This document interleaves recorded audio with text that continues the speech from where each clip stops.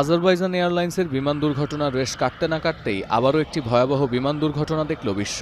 রোববার স্থানীয় সময় ৯টায় জেজু এয়ার জেটলাইনারের বোয়িং 737-800 মডেলের একটি বিমান দক্ষিণ কোরিয়ার মুয়ান আন্তর্জাতিক বিমানবন্দরে অবতরণের সময় বিধ্বস্ত হয়েছে। বিমানটি থাইল্যান্ডের ব্যাংকক থেকে আসছিল বলে জানাচ্ছে সংবাদ সংস্থা ইয়োনহাপ।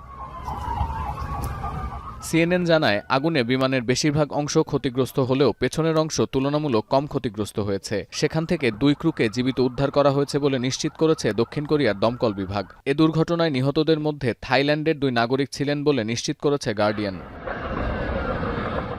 ধারণা করা হচ্ছে 4 ক্রু সহ 179 যাত্রীর কেউই আর জীবিত নেই। এর আগে 85 জন আরোহীর মৃত্যুর খবর নিশ্চিত করে সিএনএন জানায়, এর মধ্যে 39 জন পুরুষ আর 45 জন নারী। আর যে 2 ক্রুকে জীবিত উদ্ধার করা হয়েছে তাদের মধ্যে 1 জন নারী ও 1 জন পুরুষ। দুর্ঘটনার পর নিজস্ব ওয়েবসাইটে বিবৃতি দিয়েছে জেজু এয়ারলাইন্স কর্তৃপক্ষ। হতাহতদের প্রতি সমবেদনা জানিয়ে এ ঘটনার সুষ্ঠু তদন্তের অঙ্গীকার করেছে বিমান কর্তৃপক্ষ। স্থানীয় সময় সকাল 10টার কিছু পরে ঘটনাস্থলে উপস্থিত হয়েছে বিশেষ তদন্ত কমিটির সদস্যরা। আলামত সংগ্রহের মধ্য দিয়ে শুরু হয়েছে প্রাথমিক তদন্ত।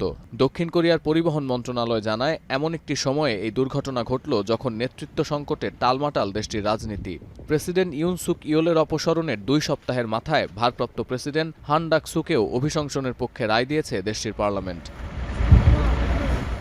সতীর্থ কর্মকার, এখন বিশ্ব। কালার এক্সপার্ট, জর্জ স্যাপ এবং মাইল্ড অন হ্যান্ডস টেকনোলজি সমৃদ্ধ অরিক্স ক্রিস্টাল ওয়াশ আপনার লন্ড্রি এক্সপার্ট।